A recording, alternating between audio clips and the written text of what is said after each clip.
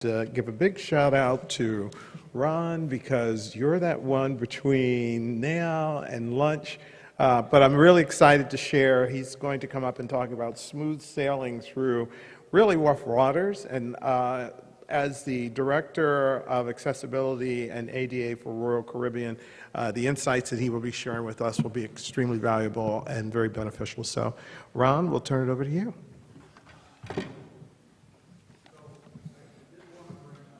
And I need the remote.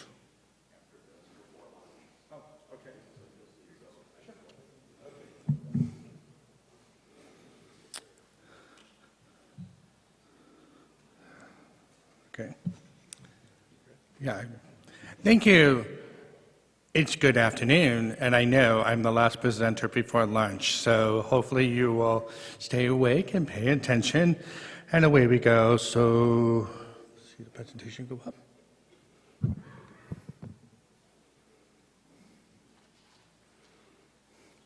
So the title of my presentation today is Smooth Sailing, and you know, one of the things I like to do is when I give this talk is talk a little bit about a quote.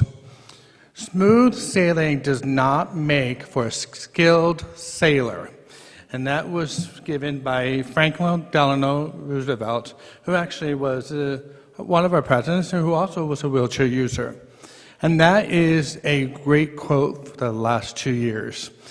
Because it has not been smooth sailing, it's been rough waters, and we've come out at the end. So just like the travel industry, the cruise industry has rebounded. All of our ships are back in the water. We're not at 100% capacity, but we're getting there, and we're excited to be on the bright side of the end of the journey. So today I want to take you a journey on diversity, equity, inclusion at Royal Caribbean Group. And one of the things I love to talk about is how we are branded.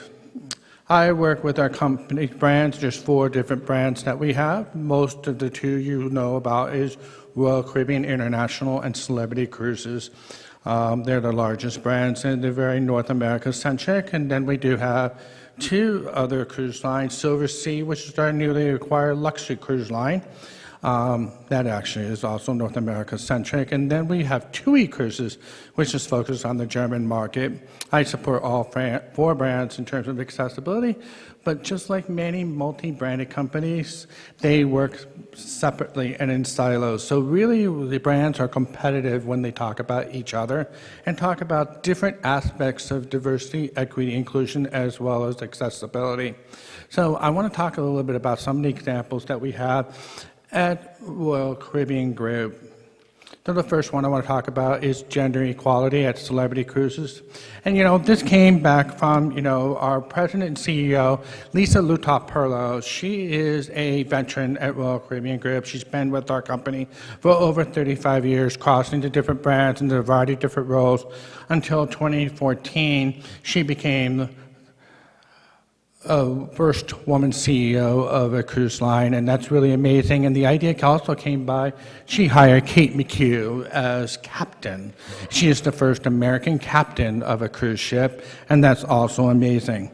So what's amazing at Royal Caribbean Cruises is really the journey that we've had in terms of increasing gender equality of our bridge officers. So when you think about the marine industry, you think about there are only 2% of 1.2 million seafarers in the world. What makes it remarkable is Celebrity Cruises in 4 years went from 3% to 32% female bridge officers. And this is a representation of those women officers, and that's a really great accomplishment for Celebrity, and there is still work to do. Just before the pandemic, we celebrated this accomplishment literally the week before the pandemic started and shut down the cruise industry.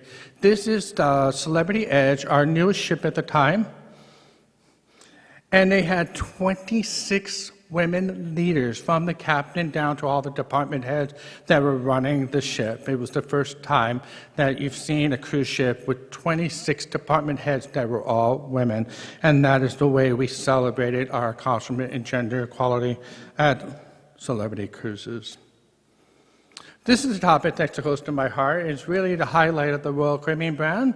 It is accessibility at sea. So when we talk about accessibility at sea, Royal Caribbean is an industry leader in providing accessible cruise vacations and shore excursions. So I remember at one of our diversity inclusion kickoff events, Richard Fain, our chairman of the board at the time, said, you know, when we started 50 years ago, we didn't think that parents wanted to sail with their kids. So they were marketing primarily to adults. And they didn't think that people with disabilities wanted to cruise either. So in the beginning, in the cruise industry, it was marketed to adults and able-bodied people, and they soon learned they were missing the boat. Bad pun, I'm sorry. I've been told not to quit my day job and to become a comedian, okay? So, but now, 50 years later, it's become the hallmark of Royal Caribbean International. We are a family-focused cruise line. We welcome all kinds of families, and we'll talk about that in a minute too. But they're also an industry leader providing accessible cruise vacations, and because of that, we have the best hardware on ships. You can see some really great imagery there. A lady in a wheelchair there with a gentleman at one of our solarium pools. We also have pool lifts on all of our ships. One pool lift on every ship and one whirlpool on every ship, so great hardware, as well as accessible stateroom accommodations. This is a picture of our accessible Crown Loft Suite on our Oasis class ships. When I first came to Royal Caribbean 16 years ago, they said one of your first projects is to help build a new class of ships called Oasis of the Seas. There are 28 of these Crown Loft Suites. It's a two-story urban loft suites. It is part, if you know anything about Royal Caribbean, the signature feature is the Viking Crown Lounge. So it's around the smokestack, and you've got this 360 view, a lounge view. For Oasis class, they supersized it up and put the most expensive accommodations in the Crown, and that's why this is the Crown Loft. But there's stairs. And they asked me, so how do we make this accessible? I said, you put an elevator. If the elevator's in the back, you probably have to take off my picture there, but you can see the wheelchair coming out of the elevator for easy access to both levels. There's bathrooms on both levels, and they're both fully accessible. I talk about accommodations like this. We have other really great accommodations on our ship, like the promenade accessible staterooms, panoramic ocean view staterooms, and I talk about them because you don't get them anywhere else except Royal Caribbean International.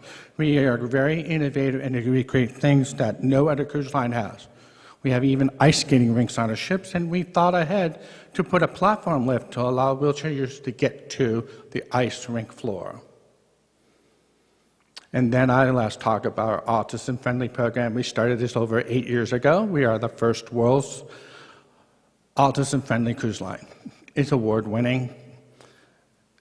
The thing I love is parents tell me, when we first started this, they said, Ron, we love you.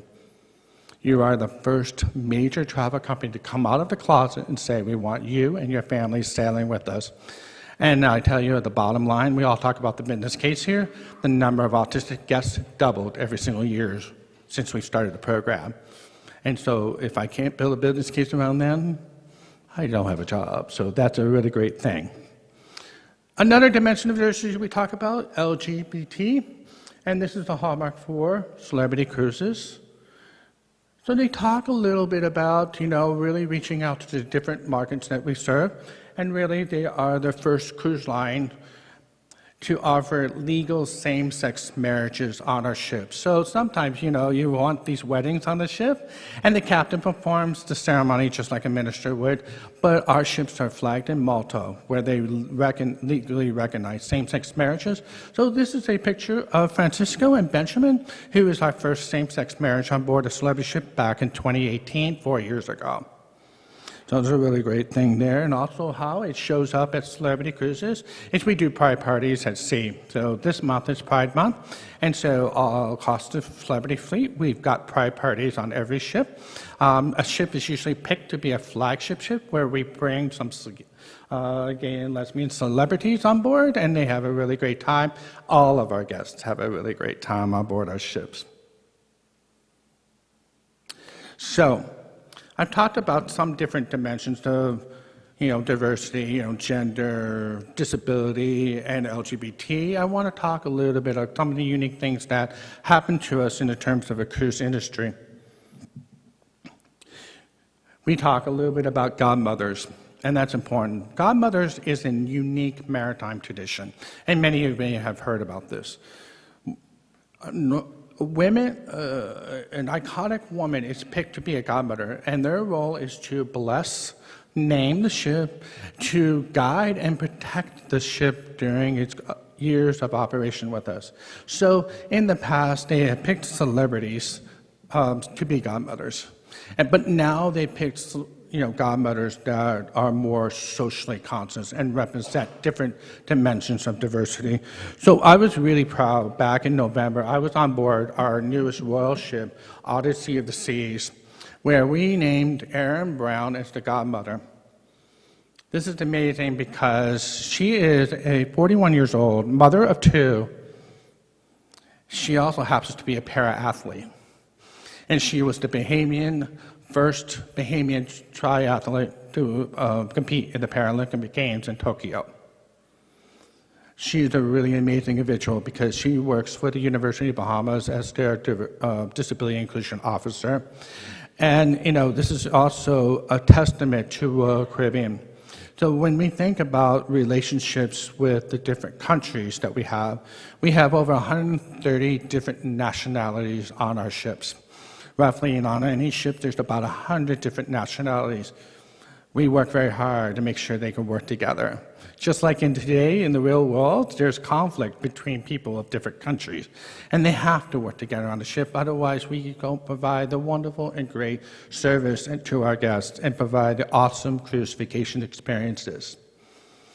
So when we recognize that Bahamas was our first destination, we talk about DMOs here today, but Bahamas, we have a very unique relationship with the Bahamas because it was our first destination over 15 years ago.